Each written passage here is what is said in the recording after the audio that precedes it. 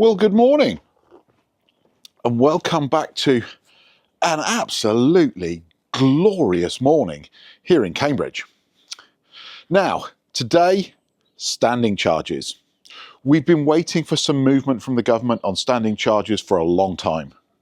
And today we finally got that news. Now, standing charges aren't going away, but they are proposing to reduce our standing charges from the beginning of April. Sounds like good news, but hang on. Not everybody is going to benefit from this. And certainly if you have an EV, solar panels or a heat pump, then you might not be one of the lucky ones.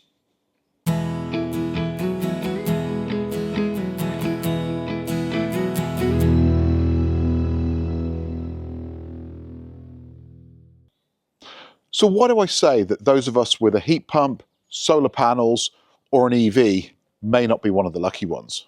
Well, the reason is the charges are not going away. They're just going to be moved. It's going to be a creative exercise on paper.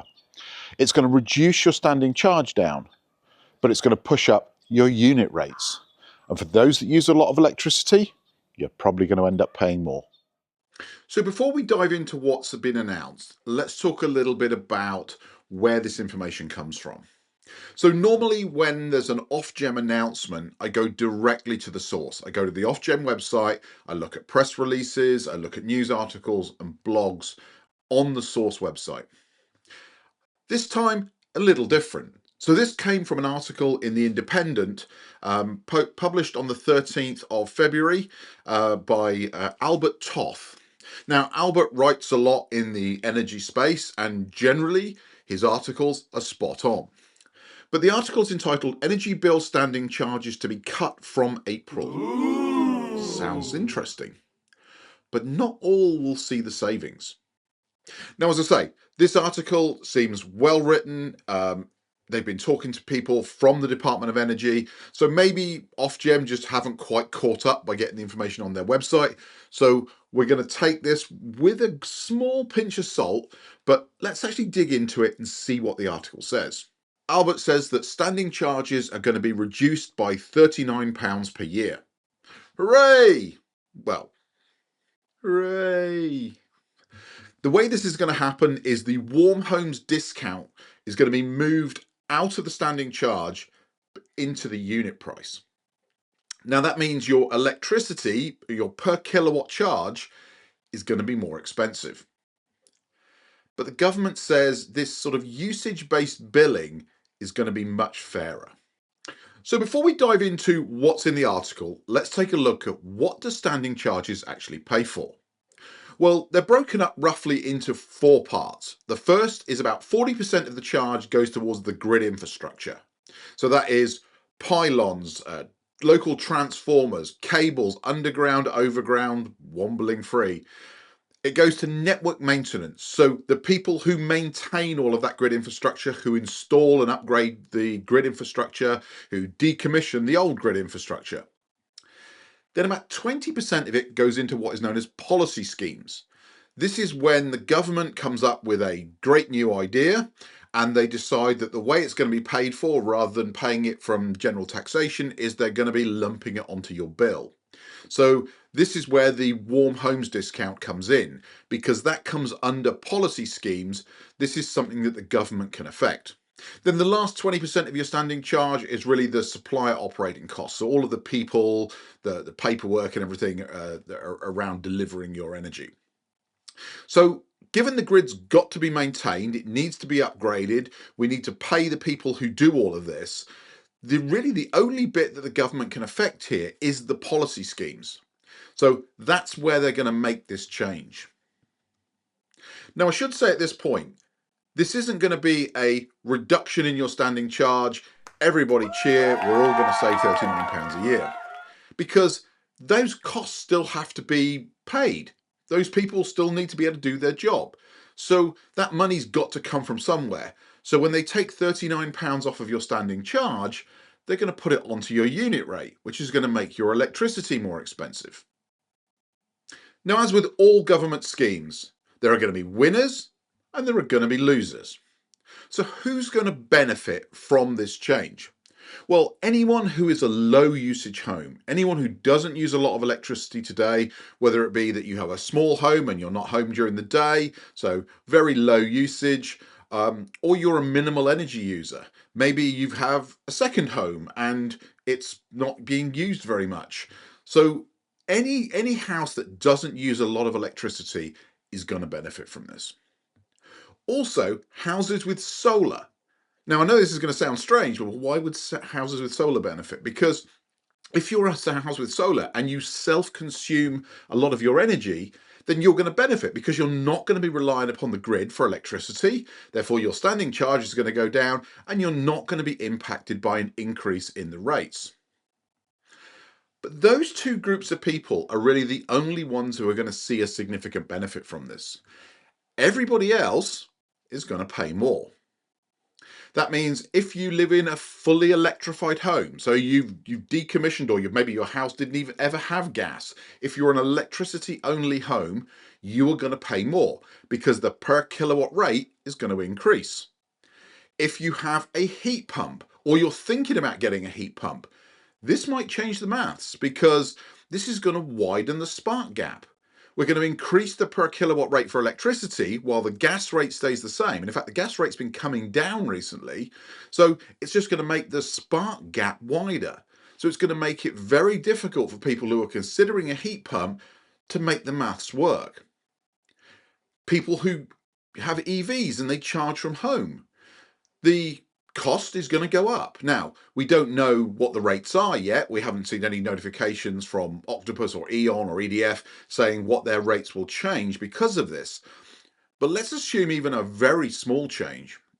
If you're charging your EV overnight at home and you're paying 7 pence per kilowatt hour, and maybe they increase that rate by a penny, maybe it goes to 8 pence per kilowatt hour.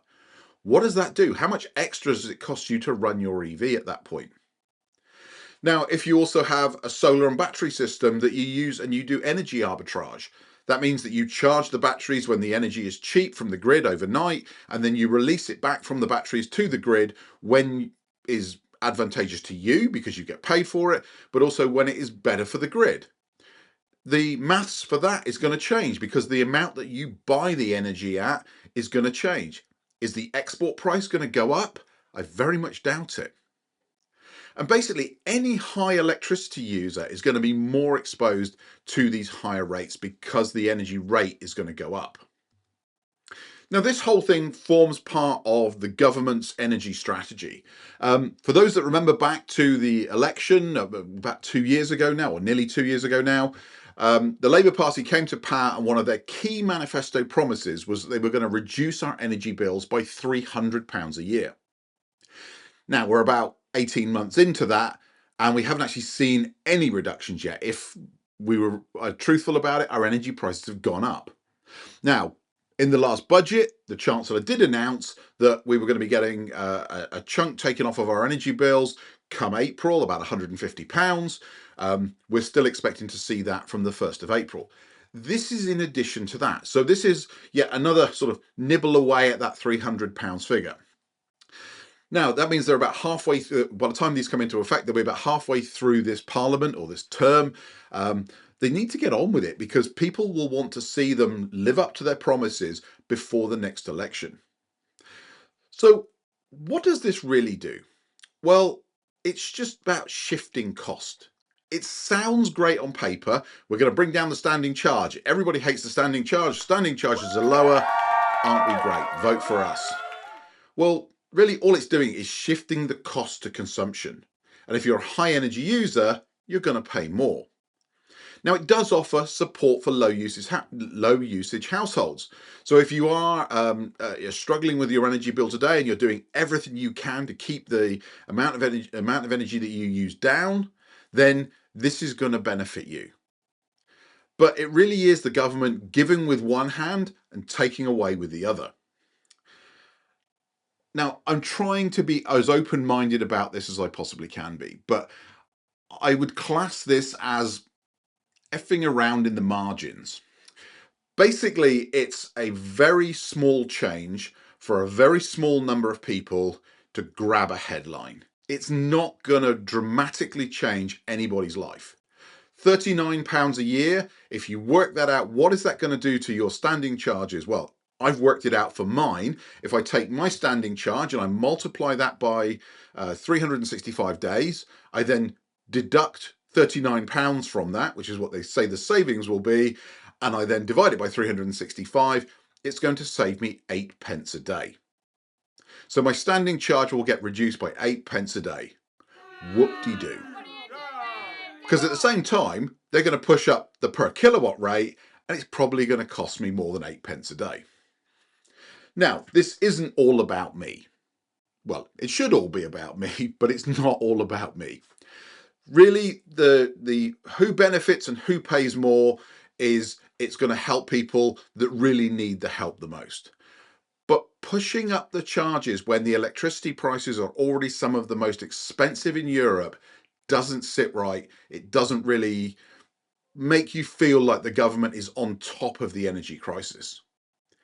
And this goes completely against all of their stated policy on the decarbonisation of homes, about energy security by moving us away from gas and moving us to all electric homes, and then making those all electric homes much more expensive to run. People are going to start looking at the unit price and saying, this is ridiculous. We are paying way too much. So the conversation that we're having around standing charges today is just going to shift to unit price, and they're going to start demanding that the unit price is brought down. The government needs to do something to make energy cheaper, not just fiddle around in the margins of the spreadsheet and try and figure out exactly how we can just make the numbers look a little bit more appealing. So I'm going to try and look on the bright side of this. I always look on the bright side of life. With higher unit costs comes a natural sort of fear within me about the size of the bill. So I want to do everything I can to avoid importing energy from the grid. That means self-consumption becomes the route forward. Now in 2025, the way I optimized my system was that I would charge my batteries from the grid overnight, even in the height of the summer. And then that meant as soon as the sun started shining on my solar panels, the batteries were full, we would export from 9 o'clock in the morning all the way through the evening. And then in the evening, I would dump a large portion of the batteries back to the grid, make a little bit more money, wait till the night time and charge them up again. And that worked. We ended up with a £0 bill for the whole of 2025. But we imported a lot of energy, filling those batteries up every day just to return them to the grid, put extra cycles on the batteries. It meant I had to manage the system, and it didn't really make me feel good about the way it worked. So with this new policy, it's going to push me down a path that I'd already been planning, and that is maximizing my self-solar consumption. That means I'm going to minimize my grid imports as much as I possibly can. Now, that's not going to work in the depths of winter. So at the beginning and the end of the year, we'll go back to Octopus Intelligent Go, we'll grid charge the batteries. But from about early April till late September, my plan is to use the Octopus Flux tariff. And I plan to not grid charge my batteries at all. So what we will do is in the evening slot, when it is the best time to export from your batteries, where you get paid the most amount of money on the flux tariff, is we will dump approximately 20 kilowatt hours out of the batteries to the grid and build up a credit for the winter. We will then keep enough in the batteries to run the house all through the night. The next morning, we'll start charging again. We'll fill the batteries up throughout the whole day. If the batteries fill up early because we've had a nice sunny day, then we'll dump the rest into our EVs. But then at 4 o'clock in the afternoon, we'll start exporting from the batteries again. With this strategy, we should absolutely minimize our grid import. And that means that if the rates do change dramatically, we won't be as impacted as possible. But it does mean we've got to export strategically. We've got to try and save as much as that power into the batteries as we can so that we can get the maximum rate for it. We can export that 20 to 25 kilowatts a day, and we can store that money for the winter when we have to go back to the Octopus Intelligent tariffs because the per kilowatt rates are going to be more expensive. So if you take nothing else away from this video, please, please, please run the numbers for yourself. Work out if they were to reduce your standing charge by £39 a year, what does that do to your payment? Because I know everyone has a different standing charge depending on where you are in the country.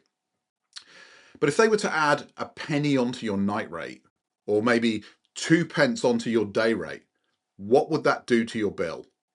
Then take a look at what you have available to you, whether it be solar, batteries, heat pumps, EVs, all the different tariffs from all the different vendors, and find out what is the best fit for you. I think if this goes forward, people who actively manage their energy are going to be the winners. People who passively sit back and just say, hey, I've got solar and batteries, it doesn't matter, you're going to end up paying more. So to wrap this up, it's really simple. Electricity is probably going to cost more in 2026. If you can use less from the grid, the more you will end up saving through self-consumption. Use that strategy to build towards a £0 energy bill in 2026. That's what I'll be doing. I hope you found this interesting. I didn't want this to be an alarmist video, but generally the journalist that wrote this article has been spot on with a lot of the things that they've said in the past. So I'm going to start planning towards this. And if it changes, if it comes out as a slightly different version and maybe the costs don't go up quite as much as they're looking like they will, we'll all be better off. But please, please, please don't just sit around and wait for it to happen to you. Anyway, I'm going to sign off. If I'm lucky, I'll see you back here real soon for another video. Take care.